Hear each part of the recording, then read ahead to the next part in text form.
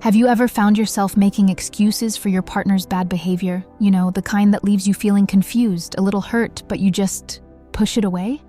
You tell yourself things like, he's just stressed out, or she didn't really mean it that way. That mental tug of war you're feeling?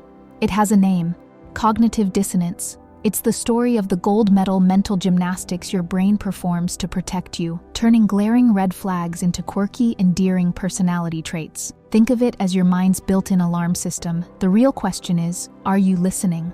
At its core, cognitive dissonance is that deeply uncomfortable feeling you get when you hold two conflicting ideas at the same time, or when what you're doing doesn't line up with what you believe. In a relationship, this is where your heart and your head officially declare war. On one side, you have the belief, I love this person, this is my partner. But on the other side, there's a painful, nagging thought.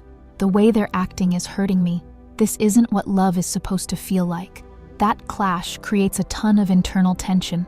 Think about it. Maybe you're someone who deeply values honesty, but you catch yourself defending your partner's little white lies to your friends. Or you believe a partnership should be about mutual support, but you're the only one putting in the effort, and you're constantly explaining away their absence. This isn't a sign of weakness, it's a totally human thing. Our brains are hardwired to want consistency. When our reality clashes with our beliefs, the brain scrambles to close that gap. It has to change something to get back to a state of balance. And all too often, the easiest thing to change isn't the person right in front of you, it's your perception of them. So why does your brain perform these wild mental gymnastics? Honestly, it's a defense mechanism. Admitting that someone you love is deeply flawed, or that the relationship you've poured your heart and soul into is unhealthy, is a profoundly painful thought. It threatens your idea of yourself and your vision for the future. So to shield you from that pain, your mind starts to rationalize. This is where the excuses are born. He's just stressed from work becomes the go-to reason for him being emotionally distant. She had a really difficult childhood turns into the justification for her sharp, cutting words. These rationalizations feel like a soothing balm on a wound. They give you temporary relief from that awful discomfort. We downplay hurtful behavior, telling ourselves it's not a big deal, or that they didn't really mean it. And get this, some researchers believe there might even be a biological component at play. The bonding hormone, oxytocin, can sometimes act like a pair of rose-colored glasses, making us see our partners a bit more positively than they might actually be. It's a powerful hormone that helps us form secure attachments, but it can also blind us to the red flags that seem so obvious to everyone on the outside. You see their messy apartment as creative chaos, while your friends just see a mess. You see their constant texting as a protective nature, while outsiders might see it as controlling. It's a powerful cognitive trick designed to keep the relationship intact, even when the foundations are starting to crack. Now, in a healthy relationship, a little bit of this, seeing the best in your partner, can actually be a good thing. It fosters goodwill and grace. But in unhealthy or abusive dynamics, cognitive dissonance stops being a defense mechanism and starts becoming a cage. This is where you get that dizzying Dr. Jekyll and Mr. Hyde experience. One day, they shower you with affection, confirming your belief that they're loving and that the relationship is perfect. The next, they're cold, cruel, or dismissive, giving you evidence that directly contradicts everything you felt yesterday. This isn't an accident. It's often a key feature of manipulation. An abuser creates this confusion on purpose because a confused mind is so much easier to control. You're left spinning in self-doubt, constantly asking yourself, did that really happen? Am I just overreacting? Wait, am I the problem here? That self-doubt is the hallmark of being trapped in a cycle of cognitive dissonance. You might find yourself apologizing for things that aren't your fault or defending actions you know, deep down, are wrong. For survivors of toxic relationships, the internal conflict, he loves me versus he is harming me, is one of the most traumatic parts of the experience. Your own mind starts to feel like a traitor.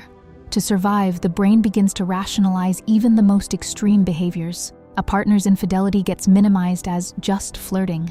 Emotional cruelty is reframed as passion. Control is disguised as caring. The mental conflict becomes so intense that you might even start to believe you deserve the mistreatment, all because your brain is desperately trying to make an unbearable situation feel logical. If any of this is sounding painfully familiar, If you feel that constant, exhausting pull between what you know is true and what you want to be true, take a moment to subscribe to this channel. We're all about exploring the messy complexities of relationships to help you find clarity, and more importantly, share your own experience in the comments. You are not alone in this, and your story might just be the one that helps someone else feel seen. Recognizing you're caught in this cycle is the first, and honestly, the most courageous step you can take. Breaking free isn't about flipping a switch overnight. It's about slowly, intentionally choosing to align your actions with your gut feelings again. It's about learning to trust yourself. First, become a detective in your own life. Start a journal. Write down the facts of what happens, just the facts, without the emotional justifications. On one side of the page, write a core belief like, I believe my partner respects me. On the other, list their recent actions. When you see the contradictions in black and white, it becomes much harder for your mind to do its usual tricks. This practice gives you undeniable proof and validates what you've been feeling. Second, get some outside perspective. Abusers often try to isolate their partners for this exact reason. Talk to a trusted friend, a family member, or a therapist. Simply asking someone, hey, does this sound right to you, can be a powerful antidote to the gaslighting and confusion. Hearing someone you trust say, no, that's not okay, can be the anchor you need to stop doubting your own reality. Third, make a commitment to prioritize actions over words. Words are easy, promises can be empty, behavior is truth. If their actions consistently contradict their words, you have to teach yourself to believe the actions. Let go of the person they could be, or the person they sometimes are, and look at the person they are most of the time. And finally, reconnect with yourself. Toxic relationships and the mental gymnastics they require can erode your sense of who you are. Take time to remember who you were outside of this. What did you love to do? What did you believe in before this person came along? Reclaiming your own hobbies, needs, and values helps you rebuild self-trust and self-esteem, whether that's through therapy, exercise, or just setting aside time for yourself. Look, cognitive dissonance is a fundamental, messy part of being human. It's proof that our brains are working overtime to create a world that feels stable and makes sense. But while it can sometimes serve us, it can also become a prison in a toxic relationship, trapping us in a cycle of justification and self-doubt. The mental acrobatics your brain is performing aren't a sign that you've failed. They're a sign that you are trying your best to survive a really difficult situation. But you don't have to live in that state of constant internal war. By learning to spot the signs, focusing on the facts, leaning on your friends, and prioritizing actions over words, you can start to quiet the noise. You can break free from the mental gymnastics and step back into your own truth. Trusting your gut isn't just a catchy phrase, it's a survival skill, and you absolutely deserve a relationship that doesn't require you to betray yourself to stay in it.